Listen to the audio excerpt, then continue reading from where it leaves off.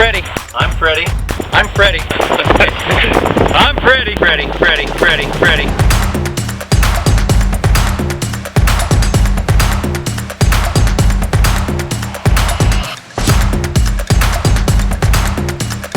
Let's kind of start at the beginning. What influenced you to become a scuba diver? You know, at my age, a lot of people will remember a show called The Undersea World of Jacques Cousteau. And Jacques Cousteau was a very pioneering kind of a guy. He had a great show on Sunday night. I can't remember if it was before Disney or after, but as a kid, I just watched Jacques Cousteau, the show. And Sea Hunt, right? Mike Nelson, my hero. And that was another program that was a lot of people credit their interest in diving to those two shows. And then I had my grandfather. He was a very famous guy in the dive world. He was one of the original Navy Frogmen and the people that started that program.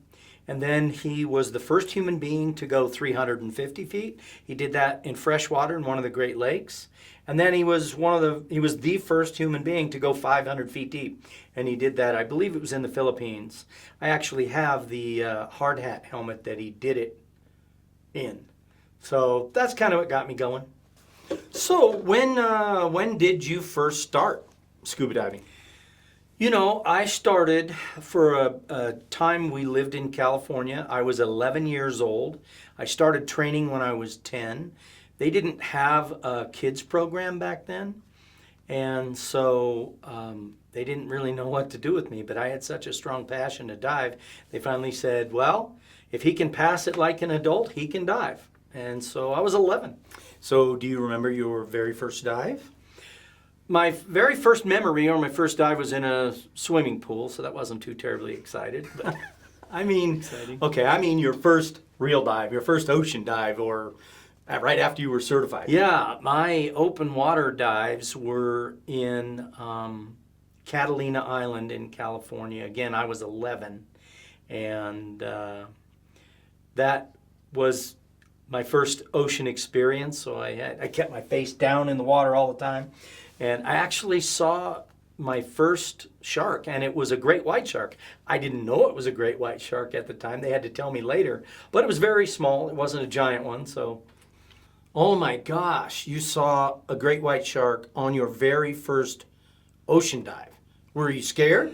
No, I really wasn't afraid. I know that sounds foreign to a lot of people, but I was 11.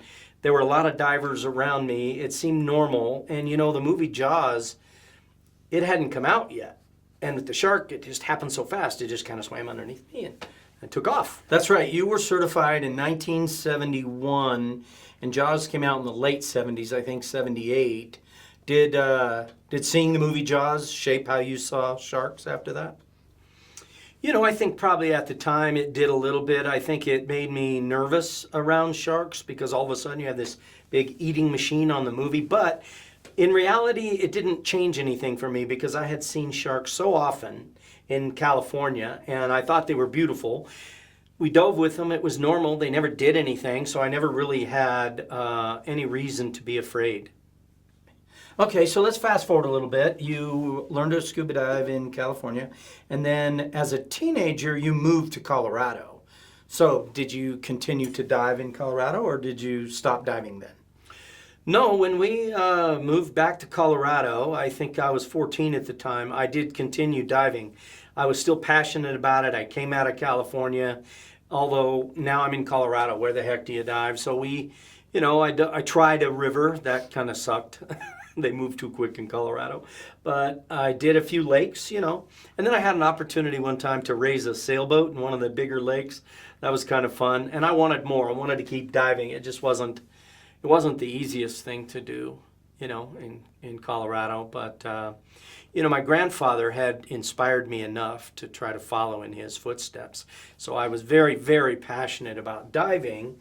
And he was in the Navy. I got to that point in life where I kind of made that decision. I decided I was going to join the Navy. He was a gunner's mate, and so I joined the Navy as a gunner's mate. A gunner's mate. How does that tie into diving? You know, the gunner's mate part of it really doesn't, but that got me in the Navy. I had a rating, right? And then to follow my passion in the Navy, I tried to either get into the diving. The easiest thing for me was I trained as search and rescue. And then on the ship that I was attached to, we had a dive locker, and I was kind of in charge of that. So, you know, a bunch of us could keep diving. Oh, so you found a way to follow your passion. Yeah, absolutely. Yeah, it was while I was in the Navy, but it almost ended too, because now diving wasn't quite as fun when it was a little bit more like a job, right?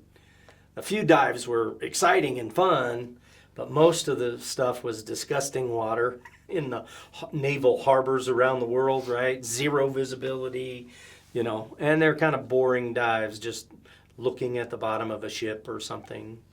Did you continue to dive when you got out of the Navy?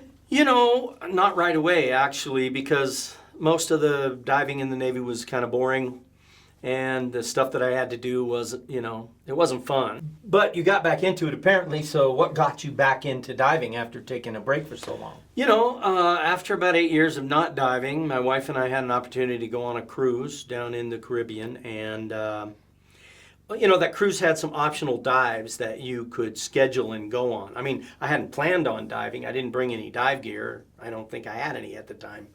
And I did the dives, but man, it just fired it right back up. It's like being underwater again. I was super, super excited, right? So when we got back to Colorado, I had to find the closest dive shop, you know, and start getting back into it. So the shop closest to my house was Coral Key Scuba. And I went on a few trips with them. I took some courses. I trained as a dive master. I think I have 23 specialties that I've taken in the time. So apparently the passion just all came flooding back to you. And isn't that the shop that you own now? Yeah, it actually is. Kind of strange how that works out, right?